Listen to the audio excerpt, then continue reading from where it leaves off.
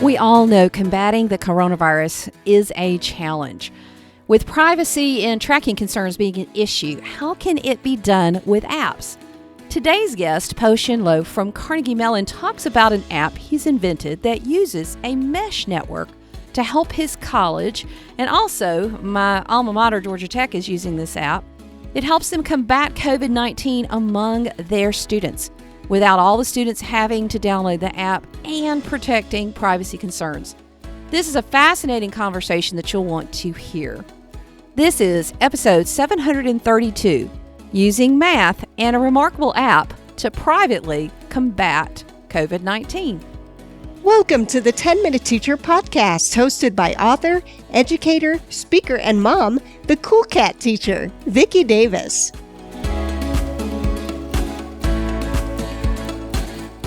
So today we're talking with Po Shin Lo, and we've had him on the show before to talk about math. And Po Shin, you're a mathematician, but you have some unique perspectives for us as it relates to reopening schools, stopping the spread of disease, that sort of thing. So tell us what you're considering and how does it relate to math? Oh my goodness. Well, it's wonderful to be able to talk to you again. And indeed, I'm actually normally just in the world of math, talking about how to think about things differently, which is the whole point of mathematics. Now, about a year ago, I actually started thinking about things differently when it came to trying to control pandemics, because I actually, in addition to teaching math, I work on an area of math called network theory. And that's where you study relationships. And a year ago, I realized that there's a different way that you could try to control diseases. And now, after a year of work and research, we've come up with a way of trying to stop the spread of a disease where instead of finding the people who are already exposed to the disease after they're exposed and removing them from society, it's focusing on helping everybody before they're exposed find out whether or not disease is approaching them so that they can protect themselves before getting exposed. So it's like instead of after the fact, moving to before the fact. Okay, so this is a challenge and a constant conversation in schools about how do we know what's coming, when do we quarantine, that sort of thing. So are you talking about using, like locations in phones, or what does this model look like in the real world? Yeah. So the important thing is that locations are scary. Nobody wants to have locations in phones because if you know a location, you know who the person is. And the breakthrough was that now with phones are able to talk to each other even if they don't know their locations. In some sense, what I mean is that they can use something called Bluetooth. Like if you have these AirPods or something connecting to an iPhone, phones are able to communicate with nearby things. And so we actually made an app for which phones automatically talk to each other when they're near each other. And then that makes a big network in the sense that somehow this phone was around that phone. And now you suddenly know that we don't know who the people are, but we know that there was some person using the app who was near some other person using the app and so on. And it builds a big grapevine. And the idea was if you can let people know ahead of time, if disease is striking, not already next to them, but struck somebody with a phone who spends time with somebody with another phone, who spends time with somebody with another phone, well, that means the disease is 3 relationships away from you. It's sort of like 6 degrees of Kevin Bacon, if that makes sense. Yeah. Meets the concept of controlling disease. 6 degrees of coronavirus. Yes, exactly. So is this sort of like a mesh network, sort of? Yes, exactly. So it's like a mesh network where in retrospect, it's completely obvious and trivial. All you need is a mesh network for which you can start to find out ahead of time if something mysteriously is getting close, but it's a mesh network, so you don't know who the people are. And that's the whole point, because then you don't need to worry that it's this person. I'll tell you how I thought of it. It's because at some point during the summer, I was told by my university that I'll be teaching in person. And I remember thinking, if I'm going to go in person, what am I going to do? How can I try to protect myself? Because I'm also a professor. And during that time, any student who was talking to me about taking my class, I told them about this tool. And the reason was because I was going to use the tool. And if I saw disease getting closer to me, meaning that if according to this network, I found out that the disease had struck someone who spends time with someone else who spends time with me, then I would go into the classroom with more protection than usual. So does this mean that someone would have to self-report into the app? And what is the name of this app? Oh, sure. So this app is called Novid. It's COVID with an N, just Novid. And the way that it works is we want to protect the privacy. And so it can't automatically know whether or not someone's sick. And the way this would work is if a school decided to work with us, then whenever there's somebody who is actually sick, the school nurse would give them a code that they can enter into the app voluntarily. And if they decide to be a good person and enter it in, everybody else would find out, how far away was that case from you? But if you think about what this can do, the reason why this is potentially revolutionary, it's not just for schools. This is actually how we could try to bring our entire world back to normal. Because if you think about it, the way we've controlled disease for 3,000 years is you always look for the person who's sick, find the people around them, and try to remove them all from society against their will. And that's why it doesn't work. But this way, if you just let people find out beforehand that something's getting close, at those times, those people, when it's getting close to them, get more careful to protect themselves. But that also stops the spread of the disease. If we can be proactive. Now, this does require people to have their Bluetooth on, and so Bluetooth is notoriously has issues sometimes.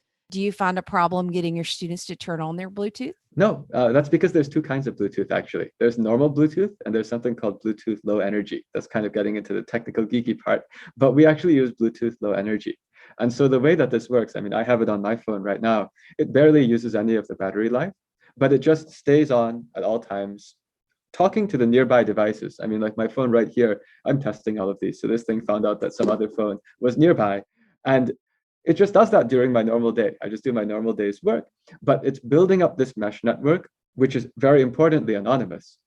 And then the idea is, if there's any positive signal of somehow some danger inside my mesh network, then I'd find out. And by being able to find out, I could do something about it before actually getting exposed. So that's the surprising thing. And it's all using that. Fascinating. So you've used this in your class for a while. It's actually being used at my university, Carnegie Mellon University. It's also being used at Georgia Tech, which is probably not far from you. Are you based in LA? It's not. That's where I graduated. Yes. That's my school. So how close has COVID come to you according to Novid? And how do you change your behavior when you realize it's getting closer? Yeah. So for me, the closest it got was 2. And actually, what I did to change my behavior there is I became extremely careful. I wanted to minimize the interactions with other people. I have an office, that's where I'm calling you from. In the particular office, we just decided everyone maximally separate, if that makes sense. And of course, if you are teaching inside a classroom, then one would want to keep more distances if possible. But the important thing is what we've noticed, actually, when we talk to students. I actually got a thank you message from a student about a month ago, where the student said, "Thank you so much for making this tool," because the student said, "I saw a positive case at a distance 2 from me," meaning that they spent time with someone, that person spends time with someone who has COVID, and then they were going to hang out with their friend, and their friend checked their Novid radar, and the friend found out that COVID was only 1 away from them, meaning that they spent time with someone who had COVID. And then this person who wrote me the email said, "Then we just decided not to hang out." And that was really useful. So the key is, you see, we can't really, as human beings, not interact with each other for years. It's just not sustainable. And so what this is less of a tool of controlling, as much of a tool of reopening, where, as people are starting to do more of these things, at least at certain points, they find out, wait, maybe this week I don't actually want to get that relaxed because this week is hot for me in particular. So this is unique because it's almost like microclimates with weather. How people put individual weather stations in their homes so they can look at the microclimate, because there are different, climates down the street from each other, depending on your altitude, all kinds of other things.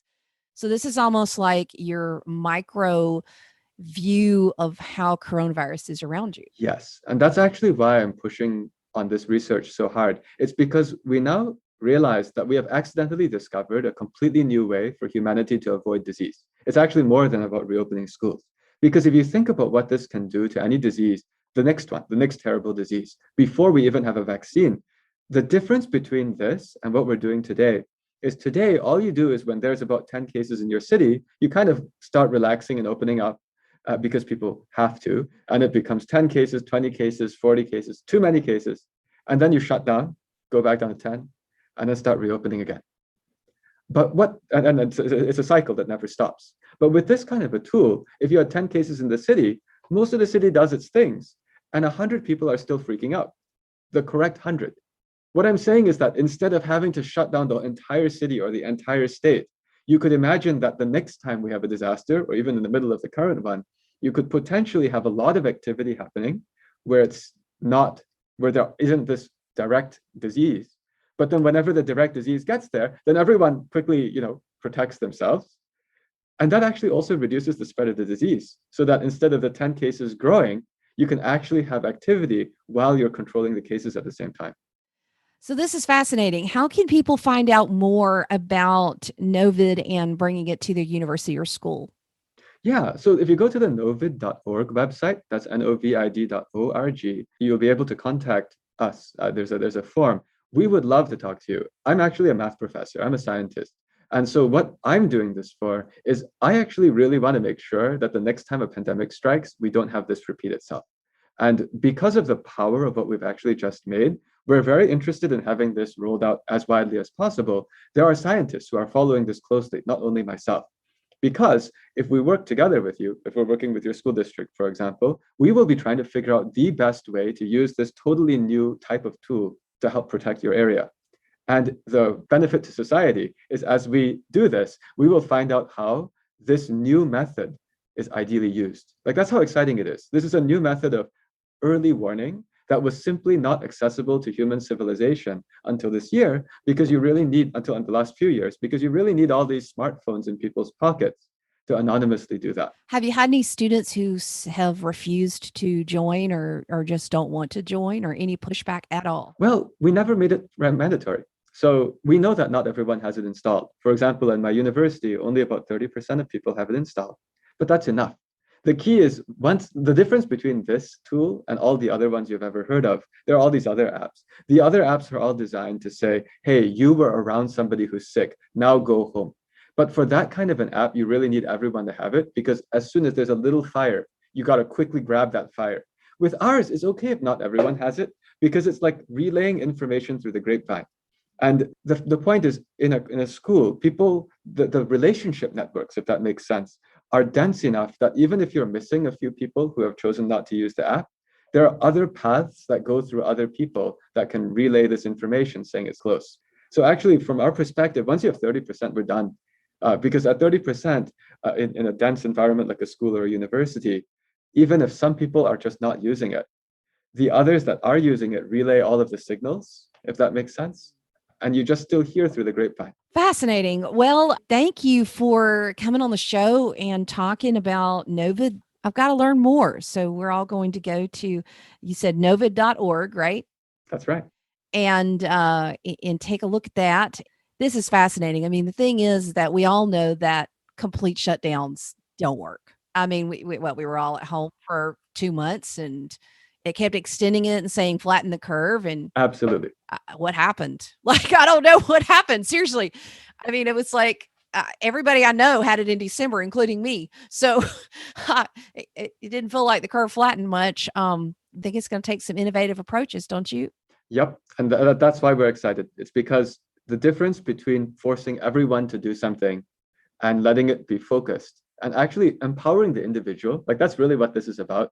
Everyone else who had made these tools before was thinking, how can we find something that the government can use to control people? Our idea was, it's like headlights for your car. If you can give people headlights for their car so they can see how far away these diseases are, and everyone makes their decisions based on their age, their lifestyle, what they have to do, you empower people. And let's have 300 million Americans empowered, seeing diseases and doing what they think they would like to do to protect themselves.